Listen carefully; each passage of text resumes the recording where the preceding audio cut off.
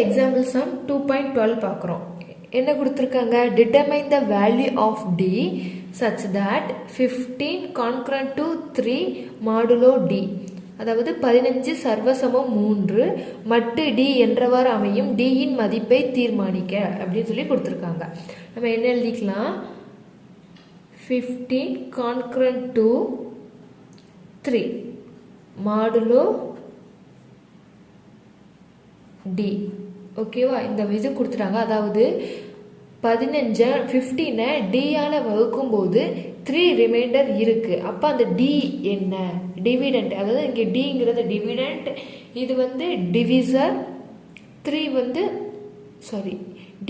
D தான் divisor 15, இது வந்து டிவிடெண்ட். டிவிடெண்ட்ன்றது வகுபடும் எண். டிவிசர்னா வகுக்கும் எண். 3 இது வந்து ரிமைண்டர்னா மீதி. ஓகேவா?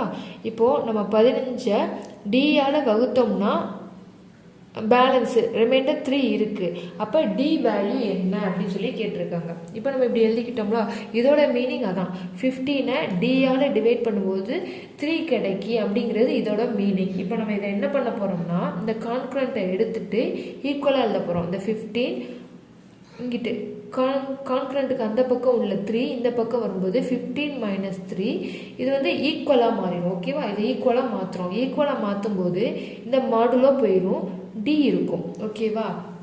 இப்போ இது பக்கத்தில் ஒரு இன்டீஜர் சேர்க்கணும். அதாவது கே. என்ன எழுதிக்கலாம்?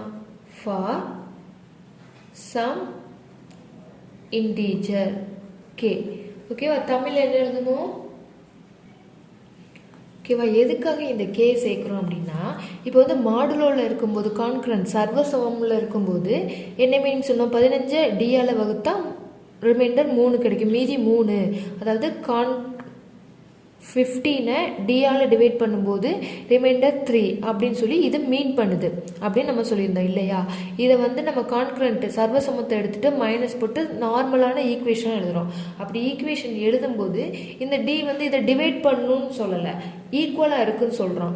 அப்போ இது ஈக்குவலாக இருக்கும், இந்த வகுப்படுற எண் ஈக்குவலாக இருக்குமானா இல்லை. ஸோ அது பக்கத்தில் சம் வேல்யூ வரும், அதுக்காக கேட்போம். இப்போ ஒரு எக்ஸாம்பிளோட சொல்லணும்னா, இப்போ என்ன எடுத்துக்கிறோம்? 15 கான்கரண்ட் டு 3 மாடுலோ ஒரு எக்ஸாம்பிளுக்காக தான் சொல்கிறோம். சரியா? இப்போ அந்த டிங்கிற இடத்துல 4 இருக்குன்னு வச்சுக்கலாம். ஓகேவா? அதாவது 15 சர்வசமம் 3 மட்டு 4ன்னு இருக்குது. நம்மளா ஒரு வேல்யூ உங்களுக்கு எக்ஸாம்பிள் சொல்கிறக்காக சொல்கிறேன். 4 இருக்குன்னு வச்சுக்கிட்டோம்னா இதோட அர்த்தம் என்ன சொன்னோம்?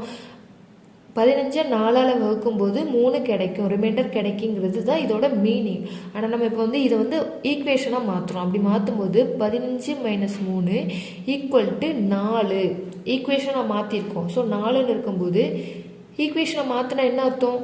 ஈக்குவேஷனுக்கு லெஃப்ட் சைடு உள்ளதும் ரைட் சைடு உள்ளதும் ஈக்குவலாக இருக்குன்னு தானே அர்த்தம். ஆனால் இங்கே பாருங்கள் 15 - 3 என்னது 12. இந்த 12ம் 4ம் ஈக்குவலாக இல்லை. அப்போ சம்திங் ஏதோ ஒரு வேல்யூ இருக்கும்.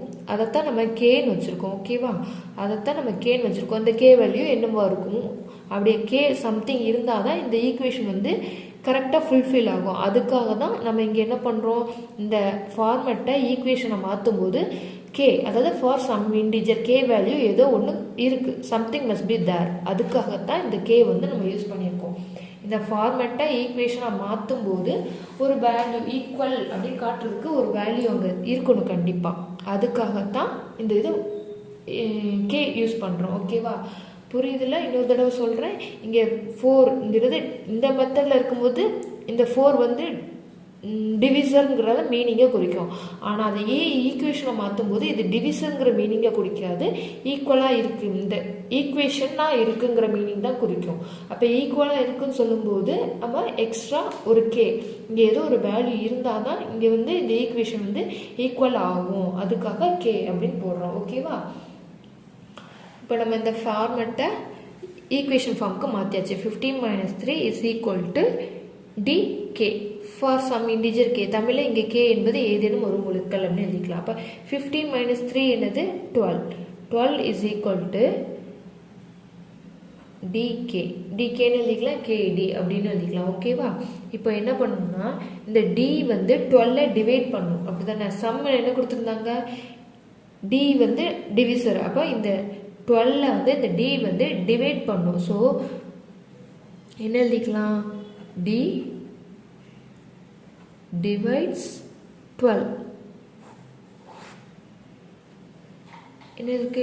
D divided 12. D ஆனது 12 வகுக்கும். அப்பனா இந்த 12 வகுக்கிற நம்பர் தான் D. ஓகேவா? இந்த 12 வந்து மீதி இல்லாமல் வகுக்கிற நம்பர் தான் என்னது? D அப்படின்னு சொல்லியிருக்காங்க. அப்போ நம்ம 12க்கு காரணி எடுத்துலாமா?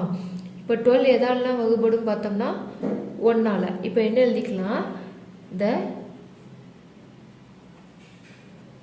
divisors of 12 are என்ன ஒரு 1ஆல வகுப்படும். 2ஆல 6 2s are 12. Then 3ஆல டிவைட் ஆகும். 4 3s are 12.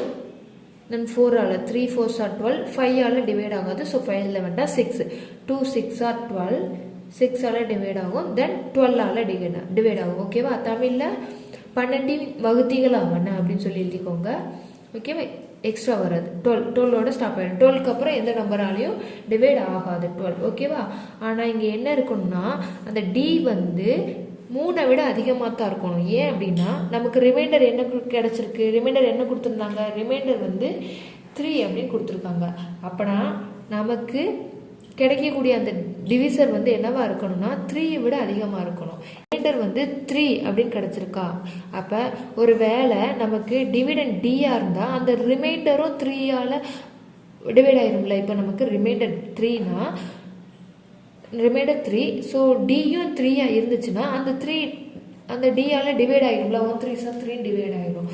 ஸோ அப்போனா கண்டிப்பாக டி வந்து 3 விட அதிகமாக இருந்தால் மட்டும்தான் என்ன ஆகுது? டிவைட் ஆகுது. இப்போ ரிமைண்டர் 3ன்னு வச்சுக்கிடுவோம். 3 தான் ரிமைண்டர் 3 கொடுத்துருக்காங்க. இப்போ டி வந்து நம்ம 4ன்னு வச்சுக்கிட்டோம்னா அந்த 3 வந்து 4ஆல் டிவைட் ஆகுமா? ஆகாது. ஸோ அந்த 3 அப்படியே ரிமைண்டராக தான் என்ன பண்ணும்? இருக்கும். அதனால தான் நம்ம என்ன எழுதுறோம்னா டி வந்து 3ஐ விட அதிகமாக இருக்கும். ஓகேவா? எப்படி எழுதிக்கலாம்னா என்ன எழுதிக்கலாம்? But t should be larger than 3 and so the possible values for d are 4 6 12. 4ஆக இருக்கலாம், 6ஆக இருக்கலாம், 12ஆக இருக்கலாம், எதுவானாலும் இருக்கலாம். சரியா? அப்படி கொடுத்துருக்காங்க. ஆனால் 3ஐ விட பெருசாக தான் இருக்கணும். ஏன்னா நமக்கு 3 போட்டுட்டோம்னா அந்த 3க்கு கீழே இருந்துச்சுன்னா அந்த ரிமைண்டர் வந்து மறுபடியும் டிஆல் வந்து டிவைட் ஆகிடும். ஸோ 3க்கு அதிகமாக இருந்தால் தான் அந்த ரிமைண்டர் நமக்கு கொஷினில் வந்து 3 ரிமைண்டர் கொடுத்துருக்காங்க. அந்த 3 வந்து டிவைட் ஆகாமல் அப்படியே ரிமைண்டராக இருக்கும். அதனால தான் 3ஐ விட அதிகமான வேல்யூ எடுத்திருக்கோம். ஓகேவா? நெக்ஸ்ட்டு எக்ஸாம்பிள் சம் 2.13 பார்க்கலாம்.